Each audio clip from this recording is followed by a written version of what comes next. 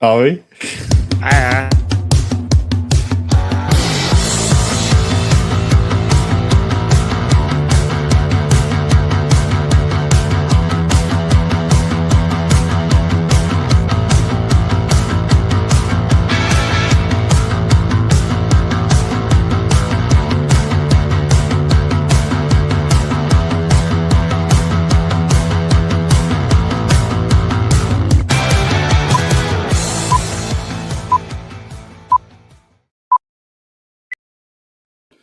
Hello and welcome to episode 165 of Ask the Accountant, part of the Ask the Accountant Network, a podcast network for accountants and bookkeepers, not only in the UK, but across the world.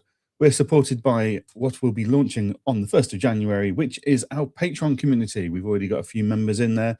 I think we've got 11 people in there already. Not really sure how we've got 11 people in there, considering we've technically not launched the channel, but people have found a way in.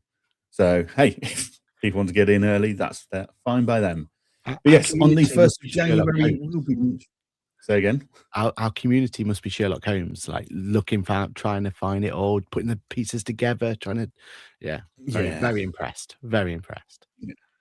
They've done a good job. But yes, and as always, I am joined by my co-host, Mr. Aaron Patrick. Aaron, how are you and how was your Christmas week? Absolutely glorious. It was brilliant. Yeah. I went into it thinking, am I even going to have Christmas off? But basically, I took Christmas off, then I took Boxing Day off. And I thought, well, I'll just sit on the sofa and do a bit of work for the rest of the Christmas time. You know what I mean? Until today, I'm back at the desk today. I've got a full day of work today, but it was nice to have that time off to go through that. In fact, I've got a little story actually. Of what I did yesterday. So, have you ever watched? Have you ever watched Jet Lag? Does that ring any bells? I've heard of it. I've not watched it.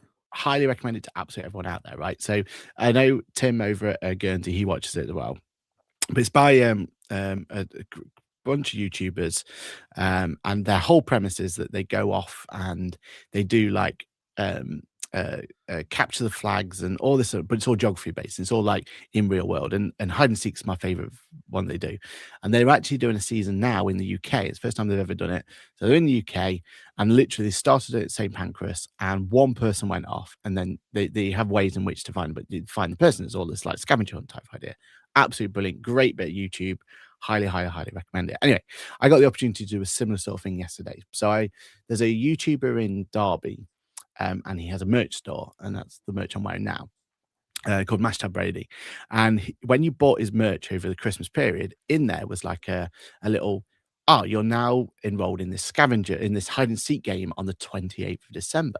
So literally on the 28th of December, he created a whole new like Instagram account. And on there, he posted like sets of like thing of where he's going to be. And the whole point was you had to go and find him anywhere in the UK. And literally, when he posted his, we weren't that bothered at first, but when he posted his first thing, Chrissy went, "That's Michelova's petrol station." So we knew exactly where he started from. He then like said that he'd had to go to Halford to pick this thing up, so we knew which Halford he went to. So we went on this thing. Anyway, we ended up in Rochester to begin with. Then we went to Doncaster. Then we went to Scunthorpe. So all the glamorous places of the UK. To try and find the thing. So it was a good little thing. And honestly, it made me have even more appreciation for that game Jet Lag now. So if you've got any time over this next couple of weeks, make sure you watch Jet Lag, especially now they're in the UK, like watching that and how it works and everything else. Absolutely brilliant. And the best thing that you'll recognize the places like that's St Pancras or that's Leeds train station. There's a load of places we had to do, when we were doing our tour in 2023 and all that sort of stuff. A lot of places that they go to from there. So yeah.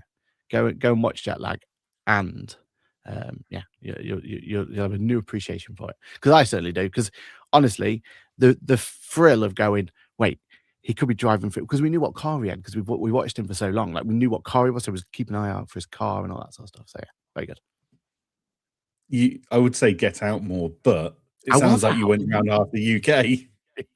Yeah, the dog wasn't exactly thrilled about having to sit in the back, but she's fine. She's fine. Dealt with it. Moving on. Yeah. Wonderful. Well, as long as you've enjoyed your week, that's what's important. It was great. Good.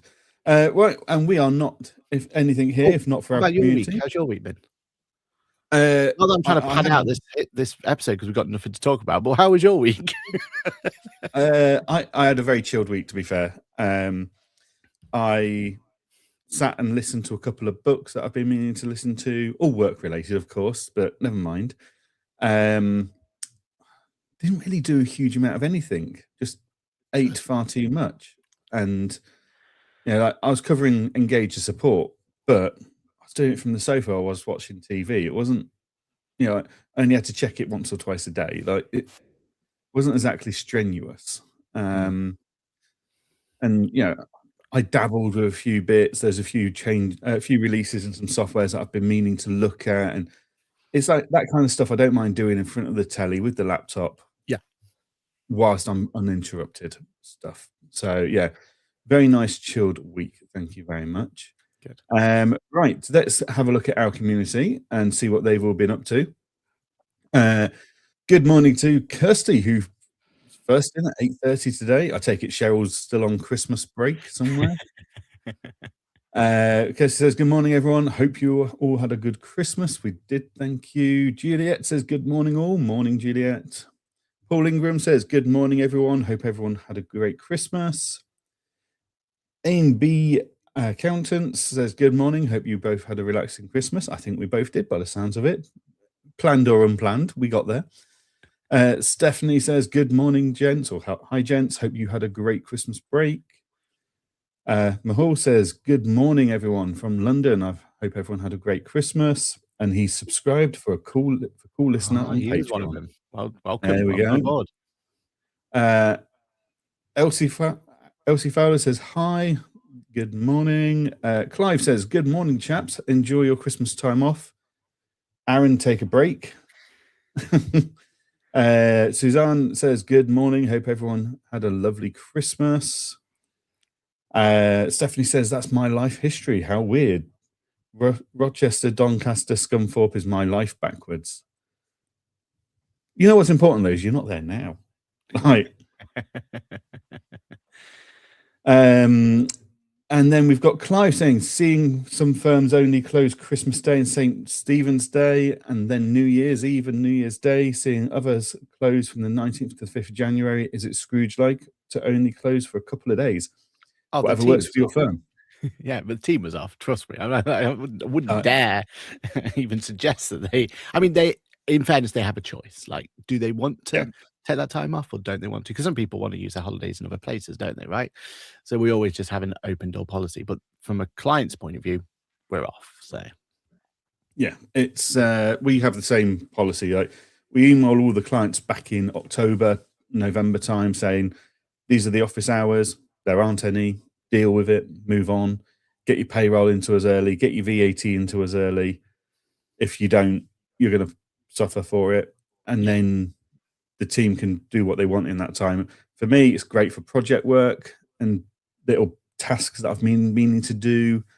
For others, they take it off completely, and that's fine. That's more than happy with that. And Stephanie said, I closed the laptop Christmas Eve and I haven't opened it yet. Nice. I started going a little bit crazy by the end of Christmas Day. Like, I was itching and starting to rock. So yeah, I cracked back on unboxing day, as it were. But as I say, all very leisurely, and just enjoyed being able to keep up with all the Netflix stuff and everything at the same time. But yeah, fantastic. Right. So we've got one more as well. Oh, and then Paul Whitehouse, because you came in 5 minutes early, you then by default go to the back of the queue, I'm afraid. So morning all, hope you had a good Christmas. Good morning, Paul. Hope you had a good Christmas down in Portsmouth. Yeah. Wonderful. Right. So as Aaron's mentioned, it's that weird period, isn't it? That thankfully we have a podcast today, so I know what day it is. It's been a bit hit and miss over the last few days as to what day is it. But yeah, very much thankful for a bit of a milestone, a landmark to help steer us through this weird period between Christmas and New Year. So no real news to go through. So what we thought we'd do, because we're imaginative like this, and we haven't seen this done anywhere else. No other YouTube channels or anything are doing this. We're going to do a year in review. Basically, we're going to look back. We're going to discuss what our highlights were and our lowlights, for that matter.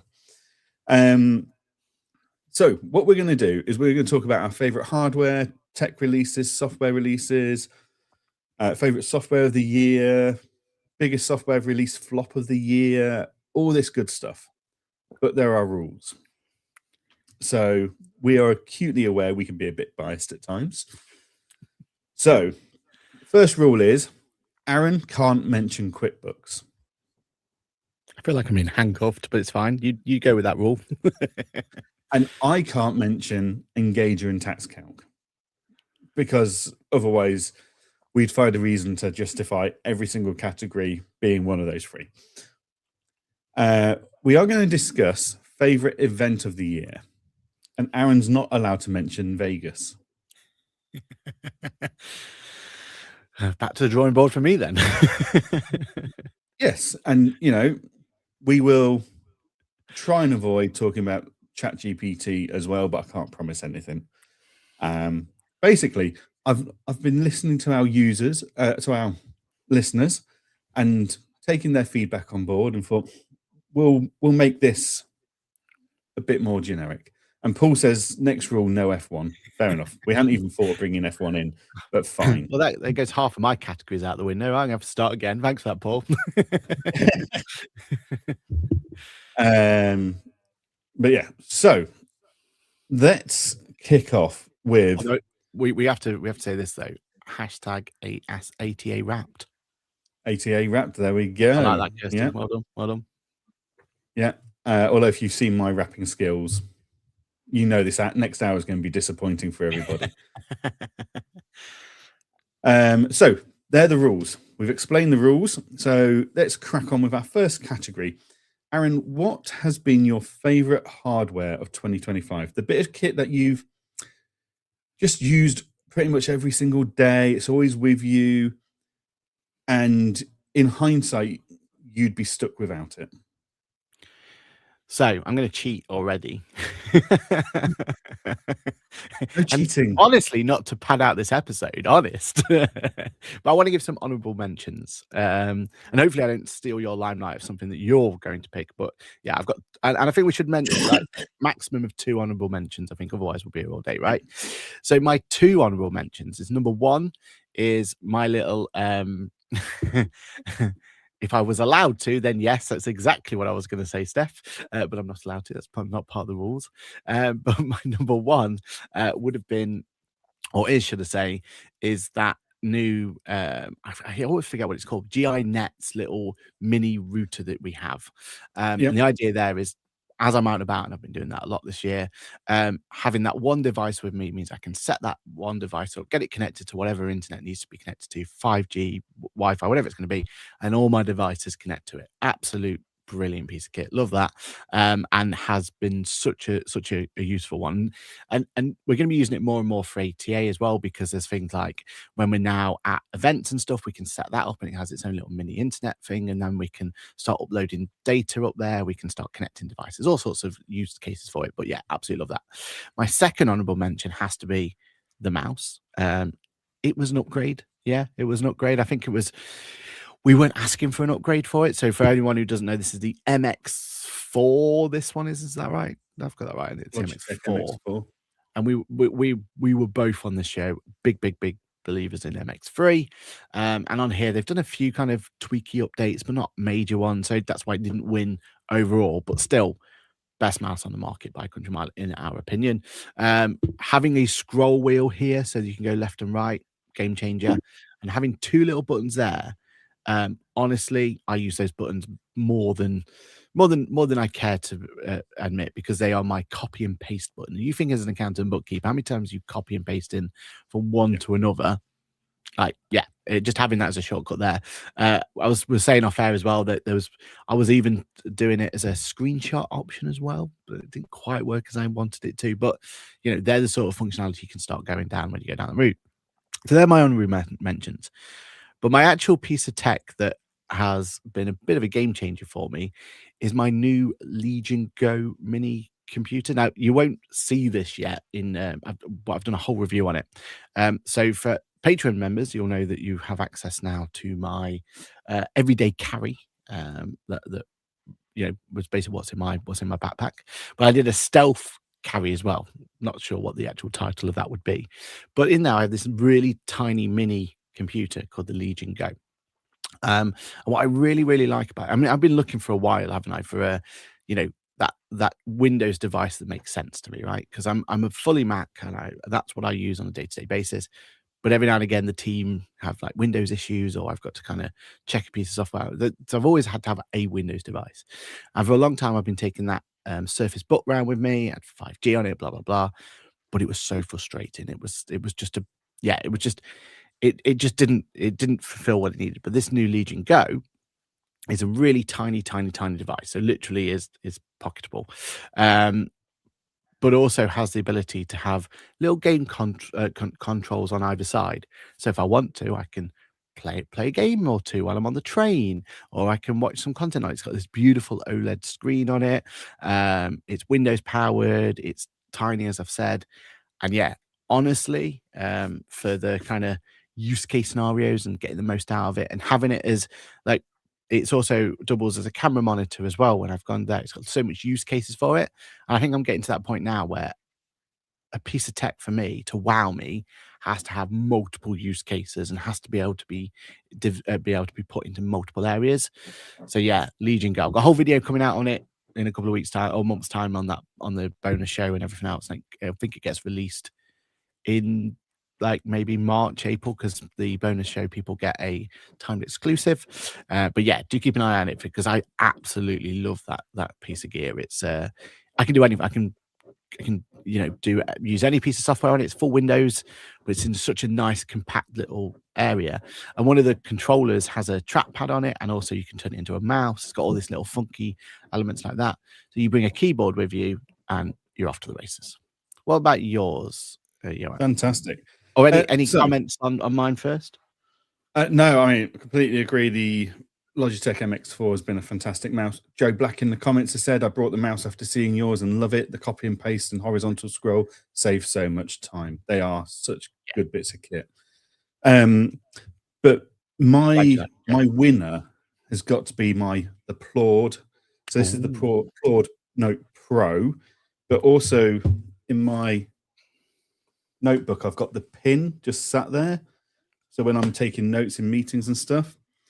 And the reason that's become so important is I spend a lot of my time in meetings now. Yeah. Like the Plord actually gives you stats. So I know I've recorded 1,570 phone calls, meetings, etc. in the last year. And that's 539.2 hours worth of content recorded.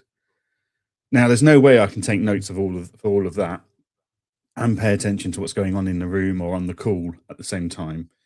So that's saved me so much hassle, being able to record, transcribe at a click of a button, fantastic. But also what it's done is I've used it and I've had it on me to record whenever I'm on stage speaking about things. And it's actually Plord recordings that were the foundation of my last book about how to buy a business. Yeah. Because I took all my recordings and transcripts that Plord just recorded for me and used from sessions where I've stood on stage speaking about buying businesses, financial due diligence and stuff. And that all of a sudden I had quite a strong foundation to build on for a new book. Whereas if I hadn't had those recordings, I've been sat there trying to scratch my head, trying to think of what I'd said and almost forcing it. So yeah, the Plord Note or the Plord ecosystem, whether you've got the pin, the note, whatever you're using, absolutely phenomenal. And yeah, huge asset to me in my day-to-day life, basically. Do you think oh, go on. I was gonna say, do you think, because my biggest takeaway from that is it's a whole ecosystem just dedicated to it, right? And I think there's so much strength in there in that, isn't there? Where it's just like literally it's dedicated to that one element of it. That's all it's going to do. Blah blah blah. But do you at all feel nervous about the direction that ChatGPT is going and them going into hardware? Because this seems like an obvious place for them to take their hardware, right? If they do, absolutely fine with that, because Okay. Claude has got a Zapier integration. So I can actually tell it, as soon as there's a new recording transcribed, I can tell it in theory to take it from there and put it via Zapier into Google Docs, into ChatGPT, etc. Not an issue. But the reason I like Claude over other AI recording tools is it works in any scenario. So I could be meeting you in person, and that's not an issue. I can be on the phone; it's not an issue. It can record. I could be in a call online, Teams call, whatever it is. It can record. It covers every single manner of conversation I have.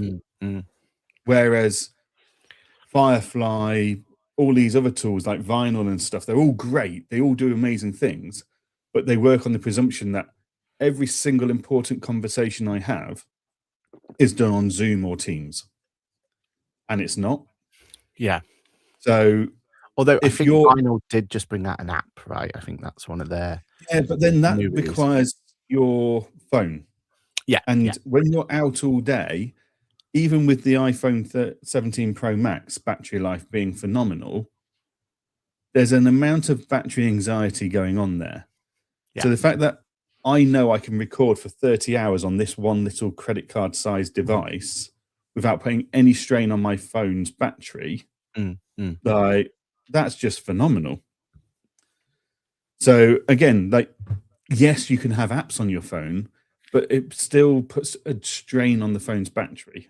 When if you're out for a long day, you might not want to be, so if I go to like one of these conferences that I go to, or like any of the conferences we go to at Accountex, right? Yeah. So we go to Accountex, Fab, wherever it is, your phone spends a whole, like, you and I, we're normally out of the hotel by 6 in the morning, 6:30, 7 o'clock at the latest. Yeah. We're then in a room which is surrounded by other mobile phones, all trying to leech off the same internet, which is draining on the battery in itself because it's having to work harder to maintain internet and get notifications and stuff to us. Yeah, agreed. Then we go for a pint afterwards. Then we go for dinner. Then you could be out of that hotel room for 18 plus hours. So to do that on your phone's battery alone would be a strain. To then want to record 4 or 5 hours worth of sessions and conversations and stuff on top, it's just a strain on my phone I don't want to put on it. Yeah. Whereas with this device, I know I'm covered. I can capture as much content as I want and not worry about it. Yeah, no, I get it. And I think that's where I'm battling it myself, because at this point in time, I have 4 different AI elements that I'm kind of battling with and trying to sync up and trying to figure out what the use case is for and paying for and all this, that, and the other. So part of me really wants that world where it's just one wins, and that's what I have to rely on. Because also, the whole point of getting the most out of AI is it has access to all that data, isn't it? So the more data we feed it, the more useful it's going to be. And having it now siloed in all these different bits isn't going to help. And that's why, because I was going to have an honorable mention for Insta360's Wave. I think we may have spoken about it this time last week. But the idea of that is it's that the webcam both me and you are using, but now they've brought out a secondary part to it where it is the audio element of it, and it's huge. It's like this big audio stick basically, and you can plop the camera on top, and using AI it can then record. And I'm in a position now where boardroom meetings and all that sort of stuff has become a thing. So I need to have that idea of being able to have it, and that technology would be amazing for that, right? Because it can analyze who the person's talking to, and you have these great. But then I'm introducing a whole other ecosystem of AI transcripts and And I'm like, do I really want another subscription, B, another siloed area for these meetings to go to? Do you know what I mean? Like, that's where my frustration is at the moment. It's like, it's champagne problems, isn't it? Right? Like, we didn't have this technology X amount of years ago. So how should I be complaining about it? But I am frustrated that it's like There is fingertips. still, with anything we do, there's a connectivity thing that, like, I sit there going, 500 something hours of me talking. A, that's got to be really dull. But B, like, I've already proven the concept that there's enough content in there to write a book. Yeah. So actually, what else is in there that, so, and I'll come on to this a bit more later down our list. Yeah. But that ecosystem and everything, talking to everything, that is still a bit of a dream of mine. So I know I'm capturing the data now.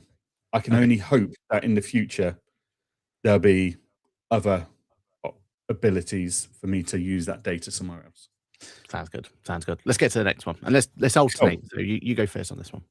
Okay, so tech release of 2025. Your favorite thing that's been released in 2025. I've struggled with this, if I'm honest. I feel like a lot of the upgrades this year for a lot of our favorite hardwares have just been like step improvements. They've not been anything amazing. But I think I'd have to go with the iPhone 17 Pro Plus. Like, I don't think the camera was a huge improvement or anything, but the battery life has just been a game changer for me. Like, I don't feel the need to take a mobile battery pack anymore. Whereas beforehand, like, if I did London and back in the day, for me, that's at 4:30 a.m. leaving the house. I'm back by midnight. And I would always stress about the phone battery life because that's got everything, hasn't it? It's got your train tickets, it's got your bank card because I use Apple Pay, it's got everything in there. But since the new phone came out in September, my battery anxiety has diminished. It's not to the point that I'm happy to record things on it all day, every day, but I feel more confident in it. And taking any anxiety out of life is a bonus at the moment for me. Yeah, I mean, it's a good phone, isn't it? And yeah, yeah. Is it? See, my honourable mention for me would have been, and it's the iPhone Air. So that's the really thin device, right? Because I wrote it off. I thought, oh, it's a gimmick, whatever. But every time I pick it up, my wife's got it. So every time I pick it up, I'm like, oh, this is actually really nice. Like they've really nailed that aesthetic. What Apple do best, right? Like the aesthetics and everything else. And actually, the battery life hasn't been too much of an issue for her. She's not had too much of a problem. She does have the like official battery to go with it, but most of the time she's not really had a problem with it. But what it does make me think is, if the rumors are true and next year it is that foldable device, that's what I'm thinking that they've released this for, right? It's like a concept of that really thin element of it. Because for anyone who doesn't know as well, they actually made our phone thicker this year. And my tinfoil hat moment is they've done that on purpose so that the next device is going to be either the same thickness or a tiny little bit thinner. The foldable device, like that's what they're aiming for, right? To really wow. So that'll be my honorable mention, is just that iPhone Air, because I think it's such a it's I never thought I wanted it, but actually feeling it and having it in my hand, absolutely love it. But my actual device has been for the show really, and it was the FX2 or FX4. I can always get them mixed up, whichever one it was. But a Sony camera. And what is impressive about this one is we've always had these FX devices, and for anyone who doesn't know, like, you can get your normal kind of cameras that are just point and click or record video and stuff. But then they have what's called a cinema line. And the reason that cinema line is so useful is because they have things like fans in it, and they have 2 memory card slots. And they have all of these tiny little upgrades that are designed to make it so that if you're producing content, it's going to help you make sure that content gets recorded, which is probably one of the most important parts of doing any piece of content, right? But because it's got 2 memory card slots, it can get powered by USB-C, and it's got this fan on and all these tick, tick, tick, tick, tick, tick, tick, all these options, right? It's always been an amazing device. And we've had an FX3 and FX30 are the 2 that we've been shooting our main content on for a while now. And then they released this FX4. And what drew my attention to it was we've always had like a third or a camera, because ideally, especially in our shots, we need to have more than we need to have multi-camera setup, and 3 cameras like the sweet spot for us. And we've always had the third camera, and I never wanted to go and buy another FX3 or another FX30. It just felt pointless, right? Like why buy the same device again? So we've always had like other devices there, and they've always been a bit of a, well, we best make sure that's on me or Johann, because that's the one that's likely to die or to give up the ghost or to not record or to get corrupted or do whatever the issue is, right? So it's always been, we almost had like this throwaway device, if you like, to go on us. Then they released the FX4, and what it is a hybrid, and it's not just camera as in video related, but it also is an amazing stills camera as well. And I've loved just getting back into that and actually having a focused stills camera, which still got all the cool tech on. Like it's got redundancy on it, it's two memory card slots, it's got a fan on it, it's got power by USB-C, it's got all of these extra bits on it as well. But also it's an amazing just like camera, right? And you can take these photos and go through from and all that sort of stuff. It's got dual mode on it and all this stuff. It's brilliant. And I love that. And that's also now the camera that goes on our grid walks with us, because it's got both of those elements to it, and we can easily swap it out, and it's got kind of all this bits on it, and it's just perfect for that. So yeah, for me, that's been my favorite tech. And I didn't think I wanted, or even considered it, but I'm really, really glad. And I think it was one of those as well, which was when it got released, it was so polarizing. Like I watched so many YouTube, like I always do. I'm not going to buy anything without watching 20 odd YouTube videos and reviews on it, right? And I watched it, and everyone was polarized, and either it was the best thing they've ever heard of, or what a ridiculous idea, right? And that actually really, really kind of sold it to me. Was, oh, for the right use case, for the right person, for the right setup, this is a really, really nice piece of kit. And because it was already in the same ecosystem as the other cameras, I already had all the batteries for it, I had the lenses for it, blah, blah, blah, blah, blah, all the audio equipment, everything else. So literally, I just got to pick it up and put it in. Whereas before, I've been like playing around with, well, do we go down like a Canon, or do we go down this, red whatever, and all these other stuff for that third camera? But no, they released the perfect camera for us. And yeah, I've been loving it. Cool. Yeah, it has done some great work already, hasn't it? So yeah. Okay. Software release of the year. Now, remember the rules, Aaron. You cannot use QuickBooks. Also, listeners, stick in your thoughts on the best release of the year. So this is like a feature release, okay, to a software you're already using. What's your favorite one been? So yeah, stick it in the comments for us. But yeah, Aaron, go for it. Software release of the year. So I'm going to mention for this one, just because it got me going, oh, and it was right at the beginning of the year, Ignition with its auto pricing. Now, I now have access to Ignition for my sins, and it isn't what it sounds like. Which, are we shocked? I think we said that. I think that's exactly what we said on the show, wasn't it? I didn't think it was going to be as good. But I do think that idea, though, I think they found the pain point. How have they fixed it? Maybe like a true Ignition user who's fully embedded in it and like really gets behind it. Maybe it is for them, but for kind of like a outside looking in, doesn't quite seem to tick all the boxes. But that idea of auto pricing, I am well up for. Like, if we can find a way to nail that going forward, if there's a way of like making that actual dream a reality, I'm all up for. So that was like my honorable mention. But my actual release of the year has to be, for me, ChatGPT's Atlas Atlas web browser. So sure, everyone on the show knows already, but just a quick recap of what it is. ChatGPT's released their own web browser. But what they've done cleverly on this is they've integrated their AI agents directly in it. And I've been using that AI agent for it lots and lots and lots of places.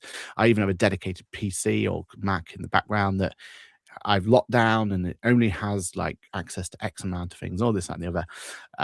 Which I think was our biggest frustration of the software when we first got it, was because every time I go into a new device, I have to set it all up again, and I'm having to do it. But actually, I think there's a strength to that as well. I think they need to do a more elegant way, or at least give you a choice. But the fact that when you go into a new device and you're setting up for the first time, you're in full control of what it can see, what it can do, and all that sort of stuff is actually quite clever. But I've been using it to triage my tickets. I've been using it to automatically take one piece of data from one place to another.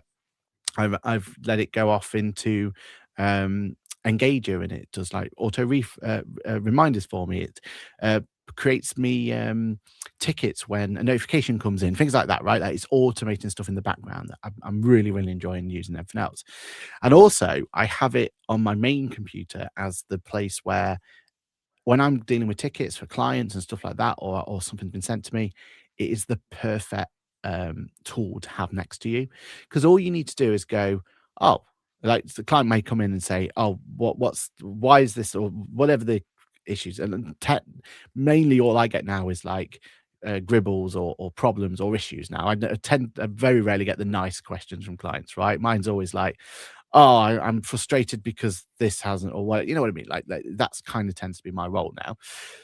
So having a tool to just go through and like summarize what's happened before, or go into like, because it's got access to databases like Engager and stuff, and find out when stuff was done and stuff like that. I can let it go off and do what it needs to do, come back to me with a really good summary of what's happened, and then I can go back to it. That's been such a time saver. Now, normally, like a question like that could be an hour of my time gone easily, like gone, like down a rabbit hole trying to figure this out, figure that, whatever it's going to be. 10 minutes, I have all the data I need, go back to the client. That client's now happy, that client's satisfied, and I can move on my day. I'm like literally saving 45 minutes per query on the ones I get. Because again, the queries I'm getting are always going to be that little bit more complicated, that little bit more like there's more hour, because otherwise the team would have just dealt with it, right? Like the team would have just gone about it their day to day. But now I've got such a powerful tool to help me like tackle those things. Been absolute game changer. So yeah, if you've not started using it as well already, and you're already in the chat GPT world, I highly, highly recommend just having a go at Atlas. Personally, I still can't have it as my one and done browser. Like it just won't, like it doesn't replace Chrome for me. And it pains me that I'm still using Chrome, right? Like seems like the wrong thing to use. But I'm using Chrome, loving Chrome. But Atlas is always going to be on that device as well. And having those siloed things where it's literally just my tickets are on that Atlas now, and access to like Engage and stuff like that. So it's got database it needs, but it is just there for communication, like getting tickets done, dishing out the work, all that sort of stuff. That's what it's there for. And it's been an absolute game changer for us. What about yourself, Jan? Or any thoughts on Atlas? I know Atlas has been incredible. Again, I need to get into the habit and the routine of remembering that button is there and to use it. Oh, is it? Do you not always have it open then? Is it not just open by default? So I'm always on. Like I'm using Atlas browsers now, right? Yeah. This is on the browser. It's just remembering. Actually, ChatGPT's built into this. Could I ask ChatGPT to do this? It's like when you delegate stuff to your team. You have to sit there and go, why am I doing this? Could I ask someone else to do it? And it's just getting to that habit and that routine of doing that. But yeah, no, it's a very cool tool. It's got a huge amount of potential for us all. My software release or feature release of the year, it only released this month. And I couldn't work out why it wasn't working for some of my clients. But then I realized, oh, it's because the QuickBooks integration is crap. And they've got a crap API, but the software providers already knew that, and they came up with a workaround that I just needed to implement. And that's Xenon's opening balance check. So this problem shouldn't exist, okay? But it does. We have to accept that. And that is, we file a set of accounts to Companies House for a limited company, and we go through our year or our months, whatever we're doing, and the balances in QuickBooks Zero, Free Agent, Sage move. And the opening balances for the financial year are not the same as what they were as closing balances at Company's House. And then you come to do the accounts or the management accounts, you spot the issue, you go back and try and change it. Yes, there's things like locking the books and stuff, but it all requires human interaction and remembering to set the lock and trusting a client's not going to go in and some clients don't want their books locked. They get frustrated and keep calling us to unlock them, and so Xenon have released in the last month the ability for it to check your opening balances for the current financial year in Zero, QuickBooks, Sage, Free Agent against the closing balances in the accounts as posted to Company's House. And that check is so important. I mean, you and I are looking at firms to acquire, right? I've seen accounts from accountants for their own firms where the balances posted in 2023, for example, in the 22-23 accounts, and then the comparison column for 23 to 24, 2023 doesn't bloody match. If that's happening with an accounting firm or a bookkeeping firm's own books, then how the hell can we expect our clients to stay right? Yeah. So just this simple check being done once or twice a day, every single day in Xenon. So whenever my team go in and look at the health score, it's on there if there's an issue. It just gives me confidence in the accuracy of what we're doing without having to manually go in and check it every time. And it also gives us confidence in our accounts production that they're starting in the right point.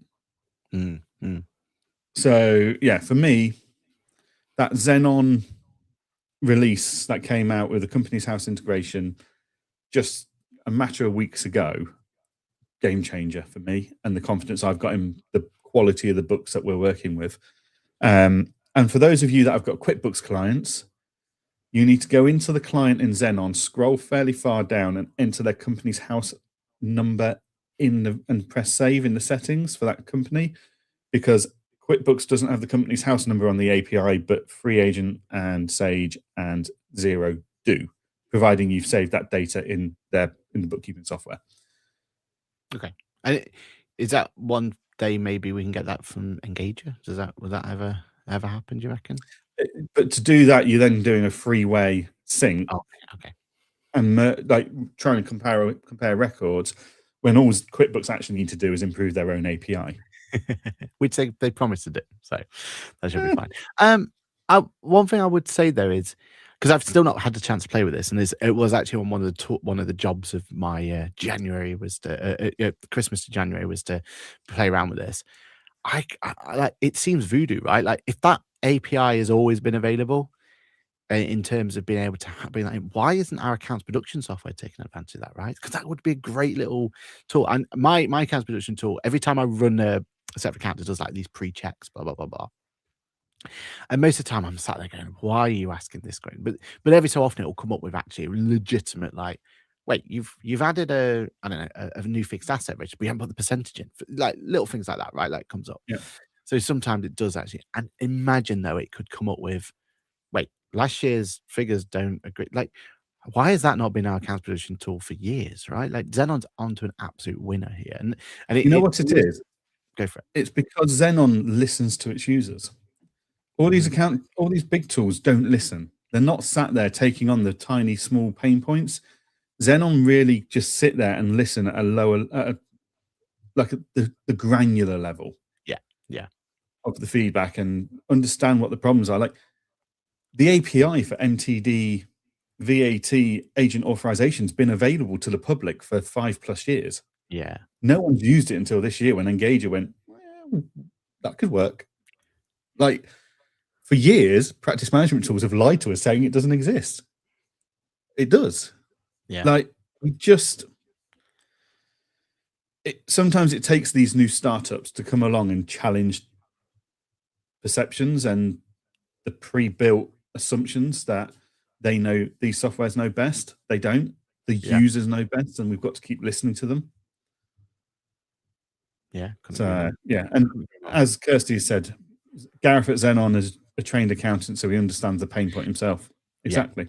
It's probably a pain point he knows full well because he's suffered from it, right? Like, and so he's gone, well, surely there's a better way. Love it. Yeah. So that's my software release of the year, which is different to my favorite software of the year. What software have you used that has just made your life better, Aaron, this year? So mine has got to be Adfin. In January 25, I scrapped GoCardless. I moved to Adfin. Everyone complains about how much effort that is. Like, it's so much easier now than it was back in January 25 when I was an early adopter. Like, everything had to be done manual. I had to do things a couple of times over because things changed, and the QuickBooks API was crap, and then they found ways around to make it better. But yeah, like, just January last year, I got paid for self-assessment work so much quicker and easier, and the volume that paid by Apple Pay was phenomenal. Interesting. But if you get when you go do online shopping, and if there's an option to enter your credit card details, address, etc., or just press the Apple Pay button, what are you going to do? You're going to press the Apple Pay button or the Google Pay button.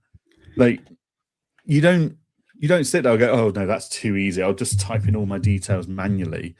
Oh, hang on a minute, I've not got my wallet with me. I haven't memorized my bank card number or whatever it is. Like, yeah, Adfin for me has just made my life so much easier, and it's just continually getting better. So, like, all of a sudden, instead of having PayPal, Stripe, and Adfin and GoCardless, I had one product to deal with, a product that could understand its own postings of its own journals. Because the moment GoCardless got a chargeback and they charged me £4 for the privilege of it not being charged, that was it. The QuickBooks reconciliation didn't work because they didn't correct the journal for me. So to go from that to one platform that does it all, I've got credit control built in now. My credit control is better than it's ever been, and it's fully automated. The fact that it hassles people on WhatsApp means I get a better response. Yeah, Adfin's just been an absolute game changer for my firm this year, thankfully. How about you, Aaron? What's your software of the year? Well, first of all, yeah, completely agree on Adfin. Absolutely love it. The new practice, we have 4 different payment providers, which is an absolute nightmare. So looking forward to getting into trying to consolidate that. At least if I can get half of those out of the way, I'm in a better place, right? Like, that's going to be brilliant. But also in Boffix, we have actually replaced our Square integration. So we have a website and a store where we're selling various things on there. And we've actually found a way to elegantly kill the Square one, which has been an absolute nightmare. Like, for example, every time a price increase comes in with QuickBooks licenses, for example, we had to ask our end user, our end customer, to cancel their subscription with us, and then reconnect with us at the new rate for us to accommodate for the fact that the price has been increased. It was ridiculous, right? Absolutely. This day and age, that should not be happening. And you can imagine, like, every year that we had to do a price increase, how many times that actually meant that we would then lose clients because they're just going, well, you're asking me to resubmit. I'm not going to do it. Bye. Like, it was, a buying decision for them, right? And we've literally forced them or given them the opportunity to say goodbye. So it was a pointless exercise. But now we've replaced Square with Adfin, much better. So that 100% agree on Adfin. Which one? Oh, favorite software, wasn't it? Yeah. Honorable mention has to go to this platform, StreamYard. absolutely brilliant. And this year they have gone from strength to strength with updates. Still waiting on a particular update that the rivals have got, which is a desktop app. Looking forward for them. Hopefully, they said they were going to release that this year. But what they have released this year has been the vertical integration. So now we can kind of, it's been hit and miss, but I think we've got our head around it. Having the ability to do it from there. They brought in new AI features as well, which means now we can get like AI snippets from it and all this sort of stuff. And I've been using it StreamYard a lot for getting content out to clients and stuff like that, like review of their accounts and stuff like that. It's just been a really, really, really, really cool piece of kit, and loving it. But actually, my one, and it might surprise you on this one, but the one that's been really, really useful to me has been Canva.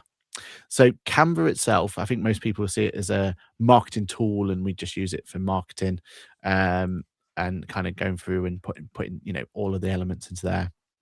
And I like the idea of the marketing side of things, and I think it has been a better tool than what we've used in the past. And I know Lizzie does really good work. Even I can like do a thumbnail on it and all that sort of stuff, right?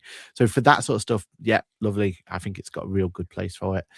But as a collaboration tool and a meeting tool, when you're even if you're in person, or if you want to start collaborating on ideas, or you're thinking, right, how are we going to tackle MTD and everything else like that? Creating a Canva space, so just an area where you can do it, like you can reset it, and then just inviting the team members in, and they can go to town, putting their ideas over here and talking about this over there, and you can bring databases in, and you can kind of have all of these different all these other elements that you can bring in and stuff like that.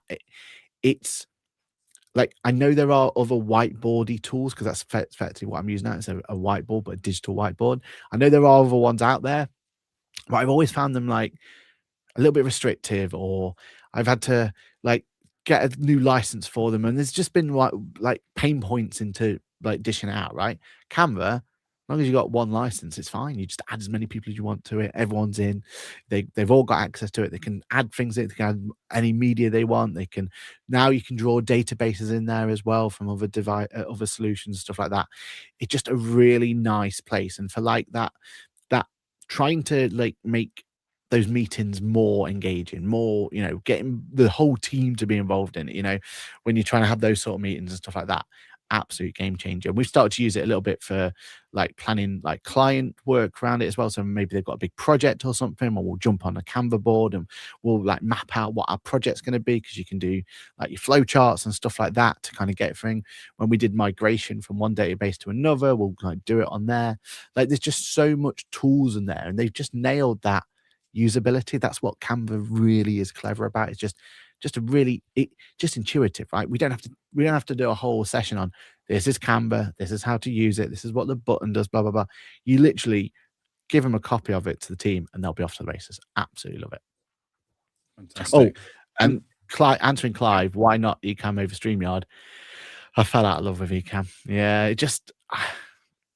So my biggest issue with Ecamm is it's too complicated. Yeah. So one of the things we have is, obviously there's you and me every Monday, but then there's so many other shows becoming part of the network.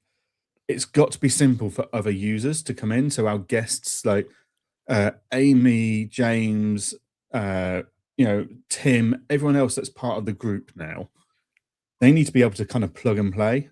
Yeah. Ecamm is not a plug and play software platform. Like No. it's amazingly powerful, but at the same time, incredibly complex for the same thing. So yeah, just for simplicity of plug, go live, crack on, StreamYard is far, far better if you've got guests and stuff, especially. Yeah. And it's brands as well, right? We have all these brands, like you said, about all the networks. We just have a little drop down button at the beginning, which brand we want, and everything's set up. Like Lizzie does an amazing job, like setting each one up to have that own unique feel and all that sort of stuff. If we tried to replicate that on Ecamm, how would that work? Like, do you know what I mean? Like, every time we move device, we'd have to start again. There's those sort of things as well, isn't there? Yeah, absolutely. It's just the plug and play. We need the plug and play and the reliability, and StreamYard does that every time. So we've only got 5 minutes left, which means we've only got time for one more, and that's going to be our favorite event of the year 2025. Now, we had a few other headlines that we wanted to potentially look at, but we've not covered them yet. But you know what? Silver lining, because they were the negative ones. So this has been a very positive, after our comment last week about our negative attitude at the moment, this has been a very positive, everybody's lovely type podcast. So we're going to end it in 5 minutes time on that. So our final favorite category, favorite event of 2025. Mr. Patrick, over to you. This is hard, isn't it? This is really, really, really, really So hard. many good. I mean, ICB was up there. I thought it was a cracking event, but for me, it has to be a Countex. And Manchester has always got a special place in my heart, but London this year just felt like it was on another level. There was something about that that event. I think we learned a lot. I think we were able to nail it and kind of learn a lot from it and kind of understand exactly how to get that flow to work, what we need to do, and everything else. It's already affected us for next year because we've been asked to come again next year. So we are like, obviously, we're going to say yes to that, and obviously, we're going to put our everything into it. And we're already kind of thinking like, well, if we do this differently, do that differently, and everything else. I feel like for us, it's a special place because that's where where we got to. But well, that's where ATA was born, so that's kind of always going to be there. And also, I feel like this year there was just something about it. The announcement from Tatscalc and Engager that was like so cool, like having all of that kind of seeing all that happen and everything else that goes with it, and that buzz around the area because of that, and that talk that came through with it. We had so many like big marquee elements of that event that are there. Yeah, for me, it has to be a Countex South. What about yourself? Oh, right. So I know it's against the rules, but I am going to make an honourable mention to Labs. Oh yeah, first event of the year, and I cannot tell you how much effort and hard work Ash and Andy Wainwright put into organising Labs, and the day was incredible. Like I still sit in awe of the efforts and the organisation and the planning that they put into this. And I've seen events before this year and since then where they've got huge teams of people that don't pull off an event like Labs. Yeah. Like, the amount of people that are involved in something like a Zero Roadshow, a Free Agent Roadshow, a QuickBooks Roadshow, a Sage Roadshow, etc. That, yeah, they do an amazing job. But yeah, they've got a huge team and huge budgets and resources for it. Ash and Andy did it on their own. And, like, it was just to pull that off with just two people was phenomenal. But the day itself was incredible. I think it really showed what could happen when you have two people that haven't done events before kind of coming with a bit of a blank slate, like musicians in the hallway all day. The exhibitors were all saying it's the best return on investment they've ever had because they were basically pre-qualified to be there by us. Yeah. We were saying like these guys are good guys to talk to. So honourable mention has to go to Labs, but the rules are I can't mention Engage or Tatscalc, so they can't win it for me. No, for me, the event of the year has got to be Countex London. Like London, yeah. Oh, I suppose the announcement for you, wasn't it? Yeah, I thought you were going to say Manchester, but go for it. No, it wasn't even the announcement, which obviously was phenomenal. I mean, highly stressful, but phenomenal. But there's just something about events that I absolutely love. There's an adrenaline, there's an energy, and there is no bigger hit in the year of adrenaline and energy from an event than a Countex London. Yeah. Like 2 days of intense. I mean, we don't even podcast after a Countex London anymore because we know we're done. 2 days of a Countex London, you're spent for a long weekend. You need a break. But the numbers, like, what is it? Nearly 12,000 people this year. And is it more this year as well? It's just phenomenal. Yeah. The energy, working with people like Caroline's just always an absolute pleasure. The networking with fellow software companies and users, etc. Yeah, like I get a hit from every event, but no event gives me the hit that Accountex London gives me. Yeah. Regardless of announcements, regardless of what stand I'm stood on, that is the event every year that I cannot wait for. And I completely get people don't want to go to it and people find it completely overwhelming. Yeah. But there's plenty of us out there that find that overwhelm like a real hit. Like it becomes addictive to do events like that. And yeah, London is just phenomenal at what they do. So yeah, it has to be Accountex London. And as you say, we've got links back there for a few years now where that's where we came up with the idea of the podcast. It was it's got a special place for us. That's where the Grid Walk was born. It's where the Grid Walk was born. It's like so many special things have happened there for us. But yeah, that's the event that I'm so looking forward to. Like I've got a lot of events in 2026. Like the 68 nights I spent away from home in 25. I think that'll be nothing compared to 26 based on what I'm looking at in my diary at the moment. But the highlight event's going to be London Accountex by far. I've no doubt in that whatsoever. But yeah, right. Well, it's 9:31. We overran quite a lot last week, so I'm told. So we will sign it off there. Before I hand over to my co-host to say whatever he needs to say, thank you to everyone for all of your support in 2025. It's been an incredible year for the network and for us as individuals personally. And yeah, just very excited about everything that's coming up in 2026. The network's going to be taking a huge step forwards.